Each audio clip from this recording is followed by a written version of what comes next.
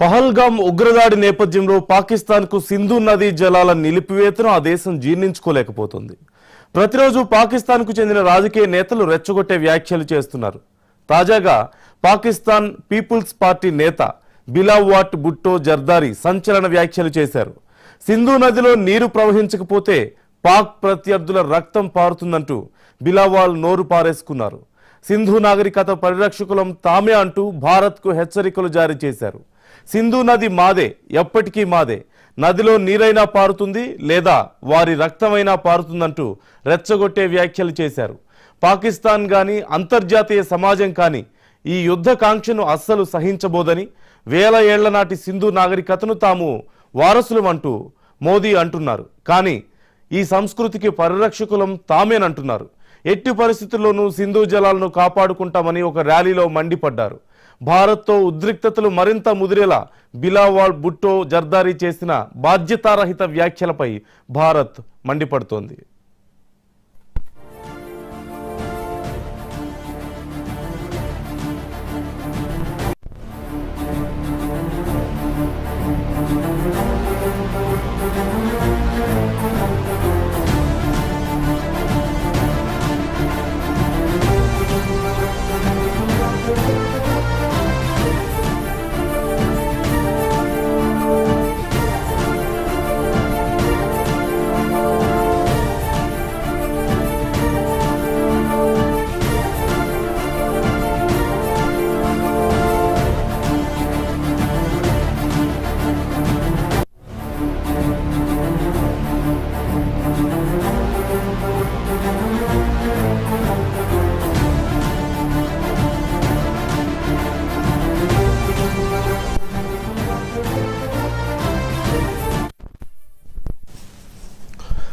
పహల్గామ్ ఉగ్రదాడి నేపథ్యంలో పాకిస్తాన్కు సింధు నది జలాల నిలిపివేతను ఆదేశాన్ని ఆ దేశం జీర్ణించుకోలేకపోతుంది. ప్రతిరోజు పాకిస్తాన్కు చెందిన రాజకీయ నేతలు రెచ్చగొట్టే వ్యాఖ్యలు చేస్తూనే ఉన్నారు. తాజాగా పాకిస్తాన్ పీపుల్స్ పార్టీ నేత బిలావాట్ భుట్టో జర్దారీ సంచలన వ్యాఖ్యలు చేశారు. సింధు నదిలో నీరు ప్రవహించకపోతే పాక్ ప్రత్యర్థుల రక్తం పారుతుందంటూ బిలావాట్ భుట్టో నోరు పారేసుకున్నారు. సింధు నాగరికత పరిరక్షకులం తామేనంటూ భారత్కు హెచ్చరికలు కూడా జారీ చేశారు. సింధు నది మాదే, ఎప్పటికీ మాదే, నదిలో నీరైనా పారుతుంది లేదా వారి రక్తమైనా పారుతుందంటూ రెచ్చగొట్టే వ్యాఖ్యలు చేశారు. పాకిస్తాన్ కానీ అంతర్జాతీయ సమాజం కానీ ఈ యుద్ధకాంక్షను అస్సలు సహించబోదని, వేల ఏళ్ల నాటి సింధు నాగరికతకు తాము వారసులమంటూ మోదీ అంటుంటారని, కానీ అసలు ఆ సంస్కృతికి అసలైన పరిరక్షకులు తామేనంటున్నారు. ఎట్టి పరిస్థితుల్లోనూ సింధు జలాలను కాపాడుకుంటామని ఒక ర్యాలీలో మండిపడ్డారు. భారత్తో ఉద్రిక్తతలు మరింత ముదిరేలా బిలావాట్ భుట్టో జర్దారీ చేసిన బాధ్యతారహిత వ్యాఖ్యలపై భారత్ మండిపడుతోంది.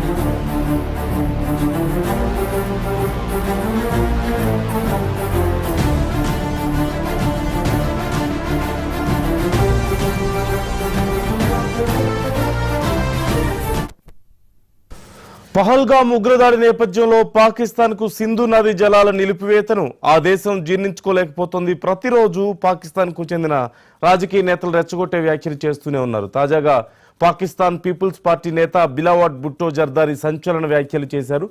సింధు నదిలో నీరు ప్రవహించకపోతే పాక్ ప్రత్యర్థుల రక్తం పారుతుందంటూ నోరు పారేసుకున్నారు. సింధు నాగరికత అసలైన పరిరక్షకులు తామేనంటూ భారత్కు హెచ్చరికలు జారీ చేశారు. ఈ అంశానికి సంబంధించి పూర్తి సమాచారం మా ఢిల్లీ బ్యూరో చీఫ్ శిరీష్ అడిగి తెలుసుకుందాం. శిరీష్, డీటెయిల్స్ ఎలా ఉన్నాయి? ప్రతిరోజు కూడా చాలా మంది పాకిస్తాన్ సైన్యాధికారులు కానీ లేదంటే రాజకీయ నాయకులు కానీ ఎవరో ఒకళ్ళు నోరు పారేసుకుంటూనే ఉన్నారు, ఇష్టారీతిని రెచ్చగొట్టే వ్యాఖ్యలు చేస్తున్నారు. ఇంక్లూడింగ్ అక్కడ ఉన్నటువంటి టెర్రరిస్టులు కూడా మాట్లాడుతున్నారు. ఏంటి పరిస్థితి, వాళ్ళ కామెంట్స్ ఎలా ఉన్నాయి, మన దేశం రియాక్షన్ ఎలా ఉండబోతోంది? పహల్గావ్ దాడి ఘటన తర్వాత భారతదేశం తీసుకున్న చర్యలు ఏవైతే ఉన్నాయో అవి పాకిస్తాన్కు కొంత ఇబ్బందికరంగా మారాయి. పాకిస్తాన్ యొక్క ఆర్థిక పరిస్థితి అనేది ఏమాత్రం కూడా బాగాలేదు. పైకి మాత్రం గంభీరంగా వ్యవహరిస్తున్నారు, లోపల మాత్రం ఆందోళన అనేది కూడా అక్కడి పాలకుల్లో కనిపిస్తోంది. ఆర్మీ అదేవిధంగా అక్కడి ఇంటెలిజెన్స్ సంస్థల యొక్క దుందుడుకు చర్యల వల్ల దేశం మొత్తం కూడా దానికి సంబంధించి మూల్యాన్ని కూడా చెల్లించుకోవాల్సిన పరిస్థితి ఏర్పడింది. ఈ మధ్య కాలంలోనే ప్రపంచ బ్యాంకును, ఇంటర్నేషనల్ మానిటరీ ఫండ్ను బతిమలాడుకొని ప్రభుత్వం నడుపుకోవడానికి కావాల్సిన కొంత సహాయాన్ని కూడా పొందడం జరిగింది. సో ఇటువంటి పరిస్థితుల నేపథ్యంలో మరోసారి భారతదేశంతో యుద్ధానికి కాలు దువ్వితే పాకిస్తాన్ తీవ్రంగా నష్టపోయే అవకాశాలు ఉన్నాయి. అయితే చైనా అండ చూసుకోనో లేకపోతే ఇంకెవరైనా అండ చూసుకోనో చూస్తే తీవ్రంగా నష్టపోయేది పాకిస్తాన్ మాత్రమే. అంటే భారత్కు కొంత స్థాయిలో నష్టం జరిగినప్పటికీ కూడా పెద్ద స్థాయిలో నష్టం జరిగేది పాకిస్తాన్కి. ఉక్రెయిన్ రష్యా యుద్ధంతో కనుక చూసినట్లయితే రష్యా తోటి ఉక్రెయిన్ వార్ చేయడం వలన ఉక్రెయిన్ పెద్ద స్థాయిలో కూడా నష్టపోవడం కూడా జరిగింది. చివరికి అమెరికాలో ప్రభుత్వాలు మారగానే ఉక్రెయిన్కి ఇచ్చే మద్దతు విషయంలో కూడా వాళ్ళు ప్లేట్ ఫిరాయించారు. ఇక చైనా వ్యవహారం అనేది కూడా అలానే ఉంటుంది. అంటే చైనా యొక్క ప్రాబల్యాన్ని కూడా చూసుకొని పాకిస్తాన్ అనేది కూడా మిడిసిపడుతోంది, భారతదేశంతో కయ్యానికి కాలు దువ్వుతోంది. సో చైనా ఎంతవరకు సపోర్ట్ చేస్తుంది అనేది కూడా చూడాలి. ఎందుకంటే ప్రపంచ వాణిజ్యంలో ప్రస్తుతం అనిశ్చిత పరిస్థితులు ఎదురైన నేపథ్యంలో అమెరికా సుంకాలతోటి చైనాపై ఆంక్షలు విధించిన నేపథ్యంలో చైనా తన మార్కెట్ల కోసం భారతదేశం వైపు ఎదురు చూస్తున్న పరిస్థితి.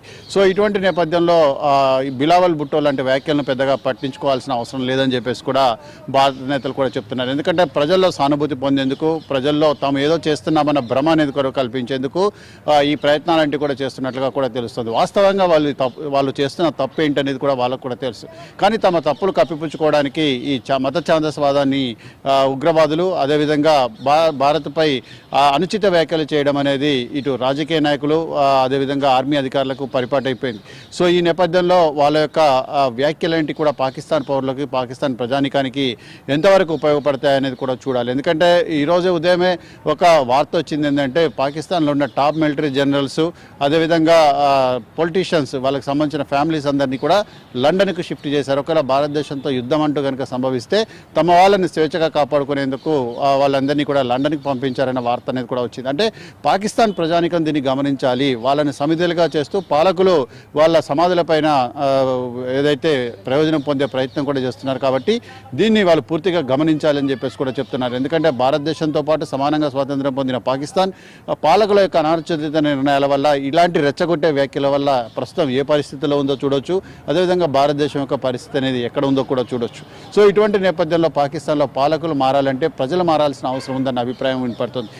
ప్రజలు మారినంత వరకు బిలావల్ భుట్టో లాంటి వాళ్ళు చేసే ప్రకటనలు ఏవైతే ఉన్నాయో అవి పాకిస్తాన్ ప్రజలను రెచ్చగొడుతూనే ఉంటాయి. వాళ్ళని మరింత అస్థిరత అదేవిధంగా అభద్రతా భావంలోకి నెట్టివేసే అవకాశాలు అంటే కూడా ఉన్నాయి. ఎందుకంటే సింధు నదీ జలాల ఒప్పందం నుంచి భారత్ వైదొలగడం అనేది భారత ఆర్థిక వ్యవస్థకు గట్టి ఎదురుదెబ్బ. ఎందుకంటే సింధు నది పరివాహక ప్రాంతంలో సారవంతమైన భూములు ఉన్నాయి. పంజాబ్ ప్రావిన్స్, సింధు ప్రావిన్స్లలో సారవంతమైన భూములు ఉన్నాయి. అవి పాకిస్తాన్ ఆర్థిక వ్యవస్థలో కీలక పాత్ర పోషిస్తున్నాయి. అక్కడి నుంచే సాగునీరు, త్రాగునీరు కానీ లేకపోతే దాంతోపాటుగా జల విద్యుత్ శక్తి కానీ కూడా వెళ్తున్న పరిస్థితి అనేది కూడా.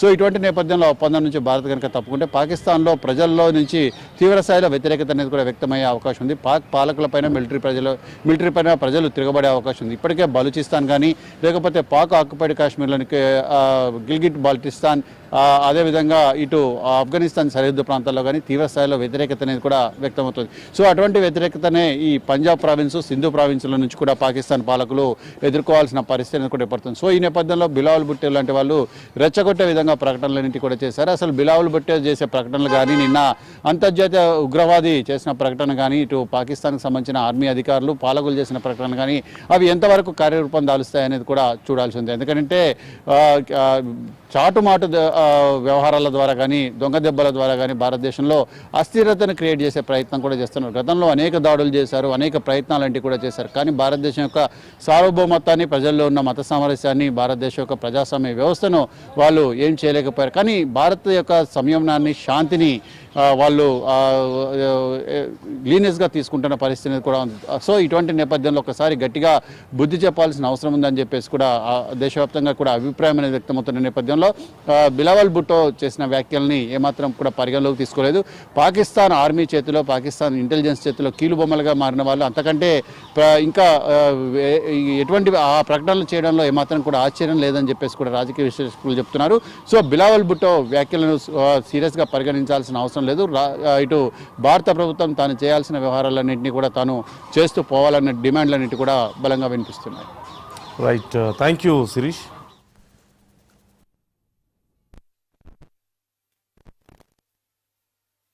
मोदी ने और उनकी हुकूमत ने ऐलान किया कि अब वो ये मुआहिदा नहीं मानते और मैं सखर में इसी सिंधु दरिया के साथ खड़े होके भारत को कहना चाहूंगा कि सिंधु हमारा है और सिंधु हमारा रहेगा।